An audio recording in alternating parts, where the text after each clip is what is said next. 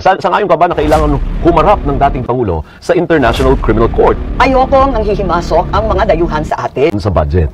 Oo naman. Sige, anong Hindi ba nga sila? ako pumirma eh. Okay mga kababayan, eto na naman ako ha. Eto, pakinggan natin to si Senator Amy Marcos. Kasi yung ibang mga kongresista at mga senador, hugas kamay sila, di ba, na nagsasabing walang blanco.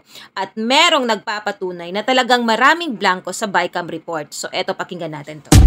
Pero yung sinasabi ni Pangulo Duterte at ni Pangulo Bongbong, Magkaiba. dalawang magkaibang dokumento kasi yung sinasabing blankety blank, yung maraming blanco, totoo yun, kaya hindi ako pumirma ng BICAM. Kasi wala naman eh, nakakatakot. The amount of, open parenthesis, blanco, close parenthesis, ilang pahina yun. So hindi obra sa'yo na aayusin? Sabi ni Kimbo, aayusin ng mga technical experts daw. Aray ko! So hindi obra sa'yo yun? Hindi pwede yan. Alam niyo yung pinakamalaki, pinakadakilang kapangyarihan ng budget at ay nasa Kongreso at Senado. Hawak yan ng hindi ng Pangulo. It's the power of the purse that belongs entirely to the legislature. Kung mga technical at kung sino-sino ang magpipilin na blanco, kaka-nervous yata yun. Huwag tayong papayag. At saka hindi naman technical. Isipin nyo, ilang trilyon yon? 1.3 trillion sa DPWH budget. One line lang ang paliwanag. Various infrastructure projects. Ang tanong, sino si VIP? Baka VIP lang ang nakasulat eh.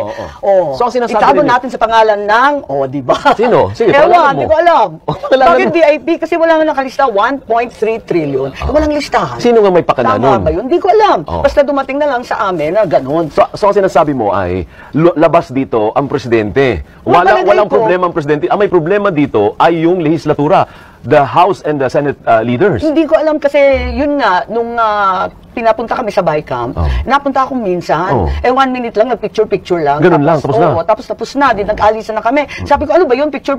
Hindi, bibigay sa'yo. Di tanong na ako ng tanong, kasi fina-follow up ko yung mga flood control. Di ba, yun, kasagsagan yun ng 6 na bagyo, inaasahan niya ng tao, nasan na? Naku, wala. Naku, talaga nervous ako. So, sabi ko, diisan tayo. Hindi ko mapipirmahan yung mga blanco-blanco na yan. Ngayon, maski ang Pangulo na mong problema, yung flagship projects niya, tinanggal.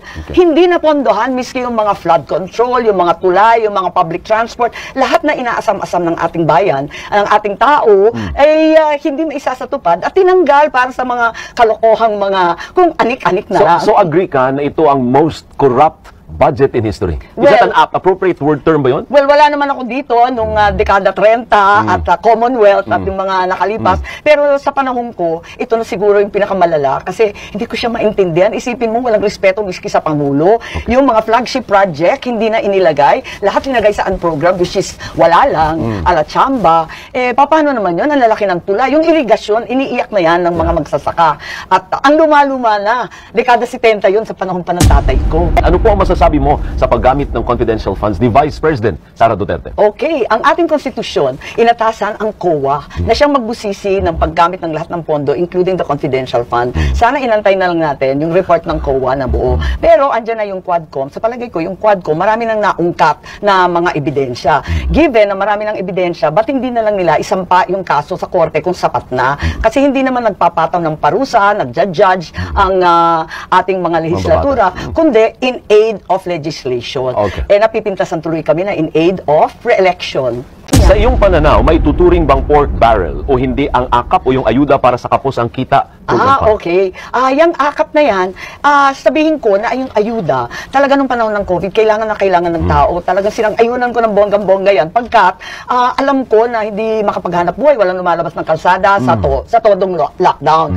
Pero, hindi naman pwedeng forever ayuda. Hindi naman tama yun. At kung magkakaroon ng ayuda, ng akap, AIX, pwede ba? Dapat maliwanag ang alituntunin yung guidelines. Kung may namatay, funeral expense. Kapag may sakit, dialysis chemo. Pag nasalanta ng bagyo, klaro, biktima ng bagyo. Pero hindi ata yan ang nangyayari. Ang labo ng mga guidelines. Wala pang guidelines. Marami pang reklamo na palakasan daw kay barangay at kay congressman. Ang sakit naman nun. So, ang dapat tanong, maibigay dun sa talagang nangangailangan. So ang tanong, pork barrel ba o hindi?